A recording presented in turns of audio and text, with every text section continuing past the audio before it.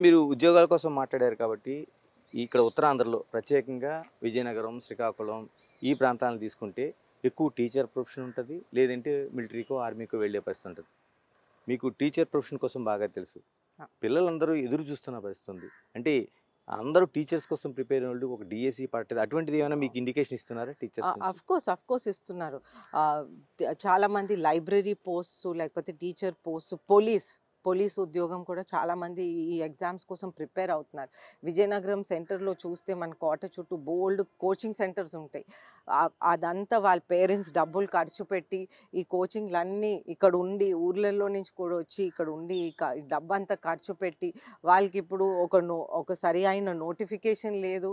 వాళ్ళకొక ఫ్యూచర్ అనేది ఒకటి లేకుండా అయిపోయిందనమాట. నీదర్ గవర్నమెంట్ జాబ్స్ నార్ ప్రైవేట్ జాబ్స్. ఇలాగ మనం వ్యవసాయం కోసం మాట్లాడుకుంటే, ఒకప్పుడు మనకి జూట్ ఉండేది పెద్దగా.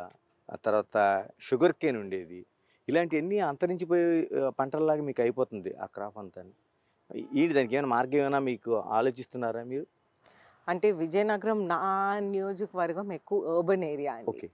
నియోజకవర్గం ఎక్కువ అర్బన్ ఏరియా. 50 వార్డ్స్ ఉంటాయి. సరౌండింగ్ మండలం ఉంటది. దాని మండలం కూడా ఎక్కువ మంది బట్టల షాప్స్‌లో మన క్లాత్ మార్కెట్ ఇక్కడ ఉంది. సో, మెయిన్‌గా బట్టల షాప్స్‌లో ఇలా వర్క్ చేయటానికి మార్నింగ్ వచ్చి ఈవినింగ్ ఎళ్ళిపోతారు. ఇక్కడ వ్యవసాయం చాలా తగ్గిపోయింది. ఓహ్! ఎందుకంటే వ్యవసాయంకి ఒక గిట్టుబాటు ధర రావట్లేదు వాళ్ళకి. మనది మెయిన్‌గా అర్బన్ ఏరియా. అర్బనైజేషన్. ఇలాగ మీరు చాలా వరకు పాలిటిక్స్‌లో